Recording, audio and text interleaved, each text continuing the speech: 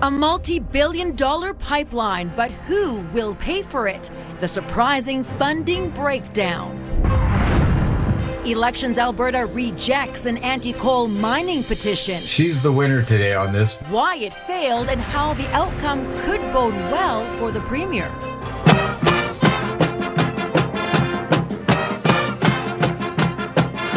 And Calgary's biggest street party kicks off 10 days of round-the-clock fun.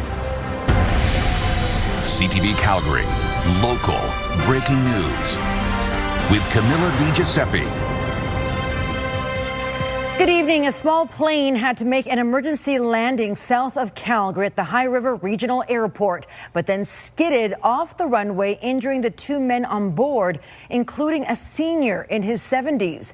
Emergency responders got word of the crash involving a light aircraft at 3:40 this afternoon. The plane came to a rest in a field.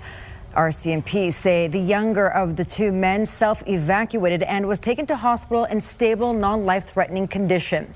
Firefighters freed the senior from the wreckage, who was then airlifted to Foothills Hospital in serious but non-life-threatening condition.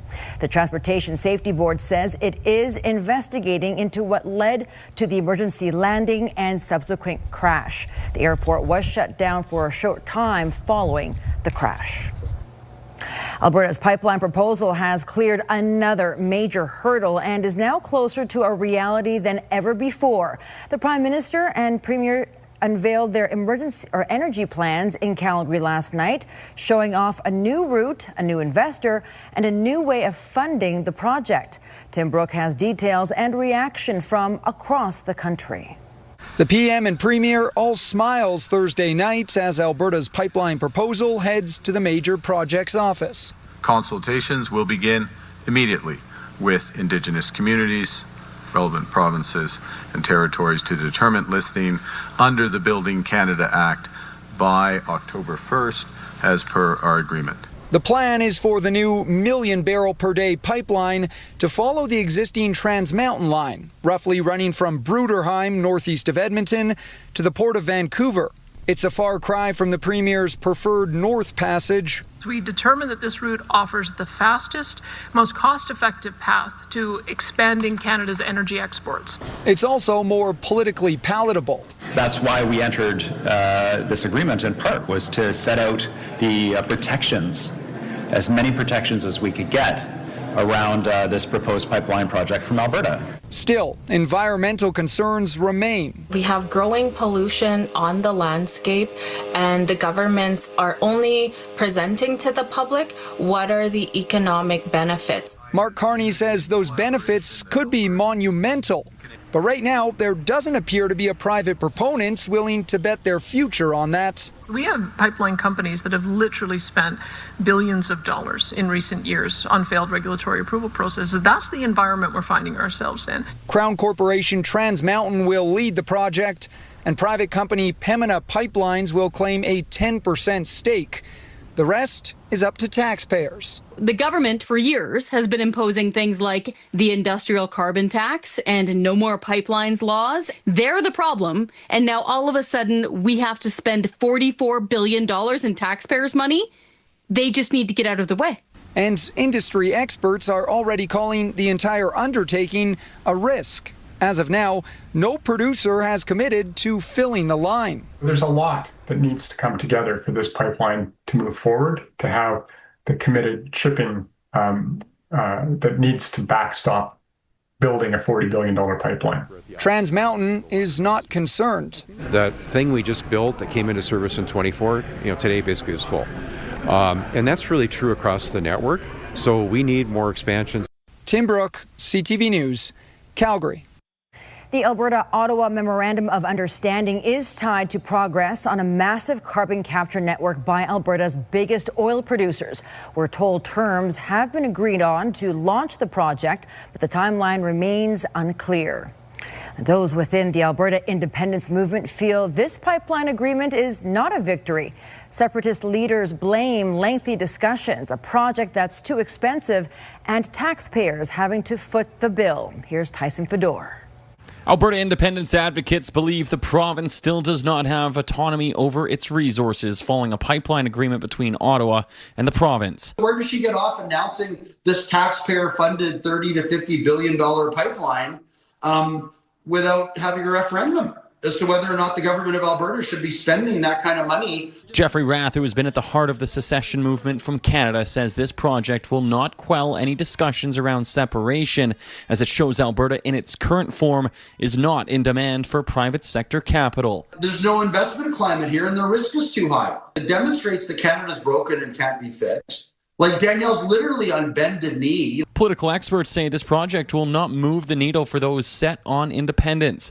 However, those thinking about secession as an alternative to federalism, it could sway their decision. This looks like something that they haven't seen, or certainly haven't seen recently, that there are realistic assessments being done, partnerships being struck. What we heard in the news conference gave them enough detail about how this arrangement helps Alberta, helps British Columbia, and helps the entire country. Some Calgarians support the project. It'll be very beneficial, and I think this choice is going to have a significant positive impact on our province. And are hopeful it can suppress separation talks for now. Canada should stay together, together. No, I don't think we should separate. While Ottawa actively campaigns to be a cooperative partner for all Albertans. Coming from a province in Quebec where the federal government is often seen as someone that doesn't follow through on their promises, and part of the job here today, whether it's here or the job that the Prime Minister is doing, is following through on our promises to make sure that we are showing Canadians and Albertans that we're reliable partners. Tyson Fedor, CTV News, Calgary. A referendum will be held in October on whether Alberta should remain or begin the process to hold a future vote on separation. Elections Alberta says country singer Corb Lund's anti-coal mining petition was unsuccessful because it didn't pass the validation process. Elections Alberta says the issue came up when it started to examine the signatures collected by volunteers and found there was incomplete electoral information, invalid dates, and problems with canvasser witness declarations. Some signed the petition more than once. In some cases, people were unable or unwilling to verify information or did not provide contact info at all. Corb Lund did not respond to our request for an interview. A retired political scientist says the result is a blow for volunteers who collected signatures. I think it was a surprise and, as I said, probably a disappointment for them. On the other hand, clearly this relieves the Premier of a lot of pressure. Premier Danielle Smith had previously said the Water Not Coal petition would not appear on October's referendum. She had said even if it passed, there wouldn't be enough time to add it to the referendum. Calgary police have identified the victim of a fatal assault yesterday. A man was assaulted Thursday morning in Capitol Hill in the Northwest. Investigators say 23-year-old Dale Weaselhead died from his injuries. Police took one person into custody, but that person has since been released, and investigators are now looking for the suspect. Calgary police are asking for help identifying the suspect in an assault on Stephen Avenue. It happened in the early mornings of June 14th. This is the man police are trying to identify. Investigators say he appeared to be arguing with a woman. 3 men stepped in to check in on her. The man then assaulted the Good Samaritans, leaving 2 with serious injuries. The woman left the area with a group of other women.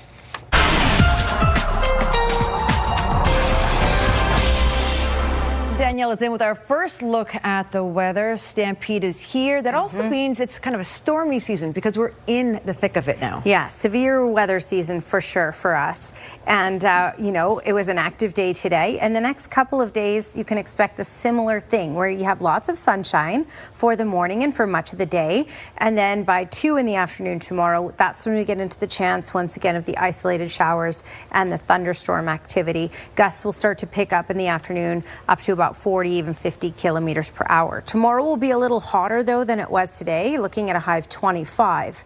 I have your full forecast coming up. All right, Danielle, thank you.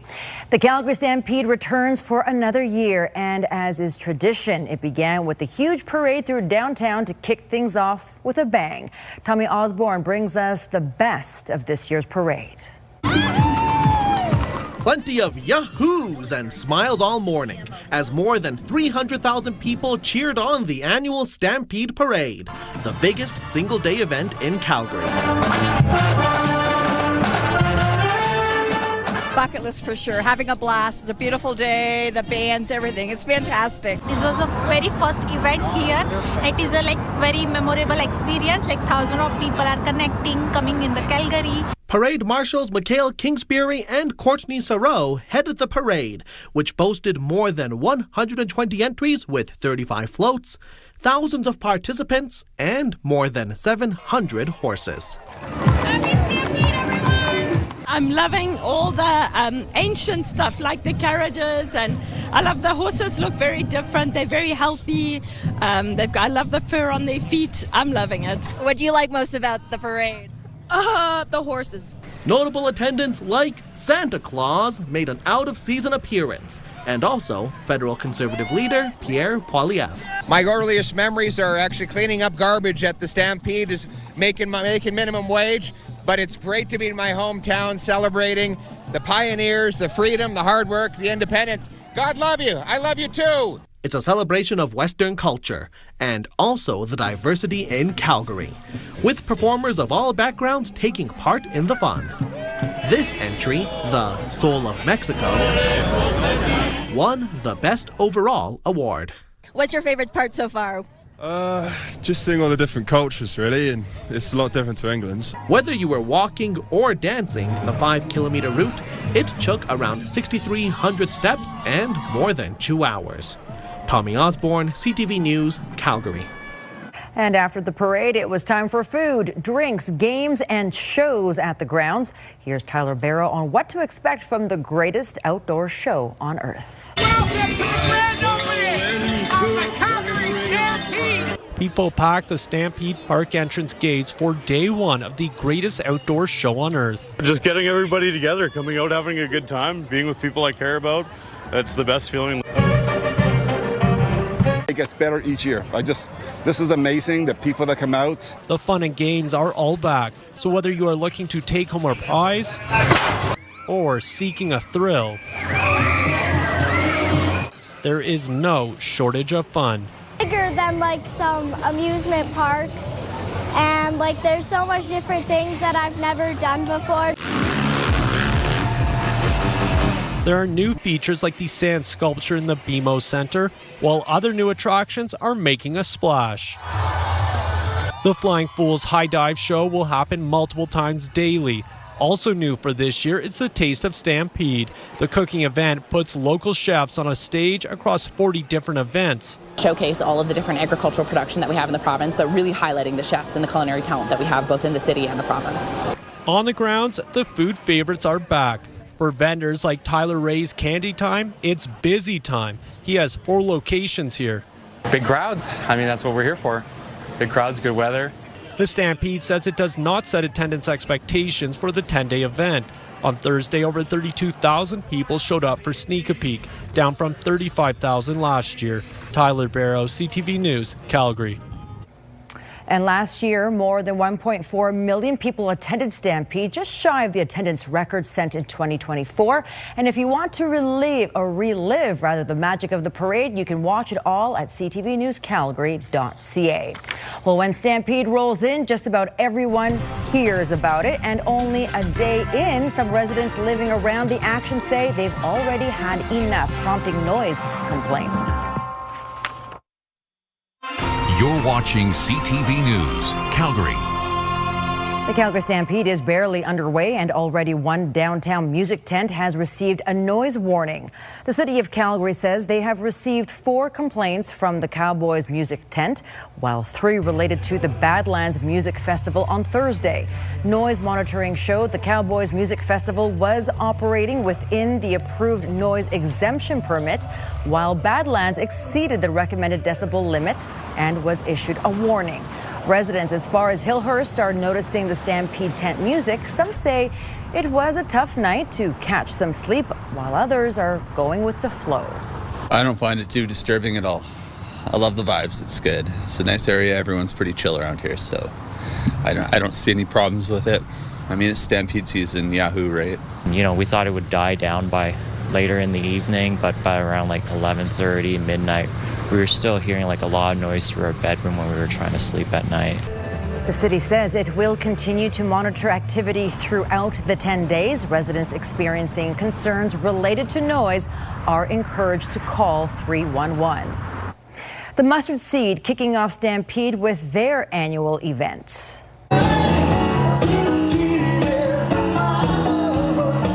Some music for a lunchtime event at the Stampede Roundup underneath the Calgary Tower. The family-friendly event featured a free barbecue, family entertainment, and booths. The Mustard Seed says it's a great way for them to give back to the community.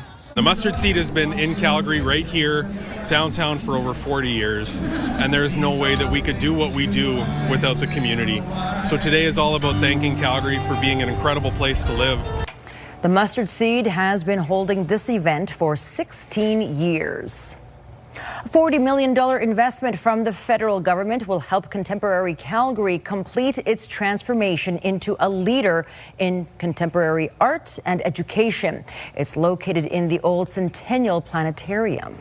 This project is the next step in helping contemporary Calgary continue to deliver high-quality programming, events, exhibitions to Calgarians. It integrates it with the community. This project will further draw visitors to our city with the installation of Canada's first flat-floored LED dome, first of its kind dedicated entirely to contemporary art installations.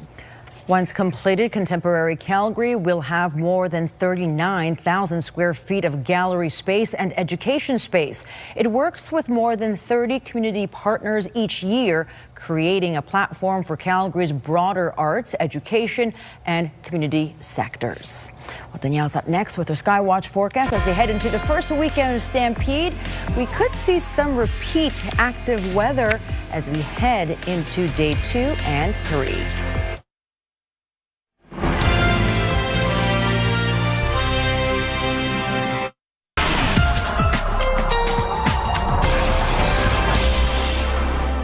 All right, checking out daytime highs today across the country. And while we're mainly in the 20s in the west end, in the east end, check out those daytime highs. 35 in Toronto, 33 in Halifax, and 34 in Fredericton.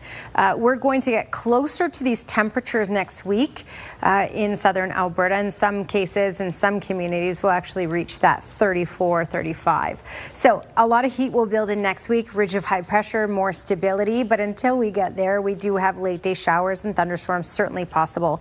All right, looking at highs around in southern Alberta, 21 was the high in Calgary, 26 in Medicine Hat, and 24 in Lethbridge. This is a look at the maximum gusts today, and mainly between 40 and 50 kilometers per hour. You could expect these similar gusts in your community for tomorrow.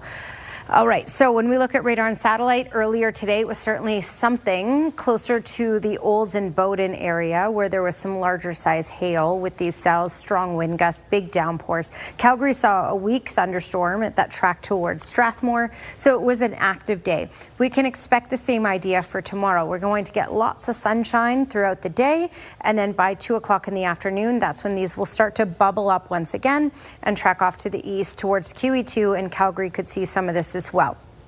So by 2 o'clock, we have the potential for showers and thunderstorms. As these storms track off to the east, it looks like they're going to intensify. We have a lot of heat in store for us in those mid-20s for tomorrow, and a lot of ingredients in place for these cells to get to the more severe criteria. So likely in the east of the QE2, we'll see some severe thunderstorm watches and warnings activated for tomorrow.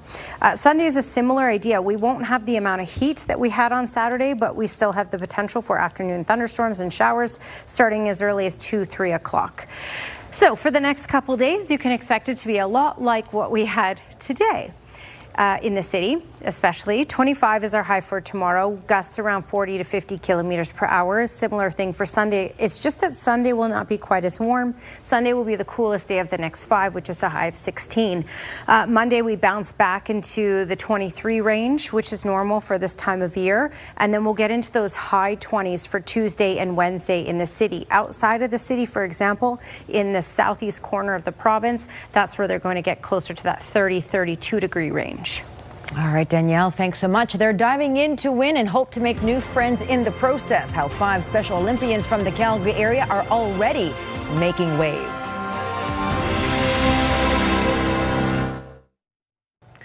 Night 1 of 10 at the Rangeland Derby. 27 drivers, 9 heats, and big money on the line. We've got the heavyweights in Heat 8. Jason Glass, Ray Croteau Jr., and Jamie Laboucaine, who takes the lead and the fastest time of the night with 1:10.98, and that earns him $6,500. Night 2 at Stampede Park goes tomorrow. The Special Olympics Summer Games takes place this August in Medicine Hat. 15 swimmers from Alberta have qualified for nationals, and 5 are from Calgary. The athletes are spending a lot of time training and making friends. Kevin Fleming has more. Morgan Gary loves to swim, and she's excited to be heading to the Special Olympics Canada Summer Games in August for her favorite event. I like to cover swim. Butterfly. 5 Calgary Special Olympics swimmers meet weekly to train. Johanna Diaz is practicing flip turns and strengthening her legs. If you get more powerful in your legs, you push off the wall, you go very streamlined and work fast. Joan Gunn is the head coach and says she works with the athletes to help them with their diet and dryland training, along with technique in the pool. Besides just swimming up and down a swimming pool, stroke, very important. But the turn can make or break your race. It can win or lose a race for you. So same with the start, same with your push-off. So we try to work everything. This will be Amanda Schlepp's 3rd time at Nationals and says she has a way to deal with stress at the big event. People are really competitive, so it is like a complete competition, and you have to like focus on knowing where you are, and just like my thing is I pretend no one's in the water with me. Like I just go for it, like I'm training myself. Jordan McLeod has a lot of experience in the pool, and her specialty is freestyle and the backstroke. I've been swimming with Special Olympics for 25 years. I first started since I was 8. Casey Cruz is the youngest member of the team and making her first appearance at the Summer Games. I'm on a higher functioning level, and so I kind of want to make sure that I'm looking out for the people that are more either nervous or scared or just don't understand things, and just help them understand in different ways. These athletes swim to win, but say they're also going to nationals to have fun and meet people. Kevin Fleming, CTV News, Cochrane. In Medicine Hat, the athletes will compete for a chance to represent Canada at the 2027 Special Olympic World Games in Santiago, Chile. All right, that's it for us here at CTV News at 11:30. If you're heading out stampeding this weekend, maybe take an umbrella with you. Have a great night. Have a great weekend. We'll see you soon.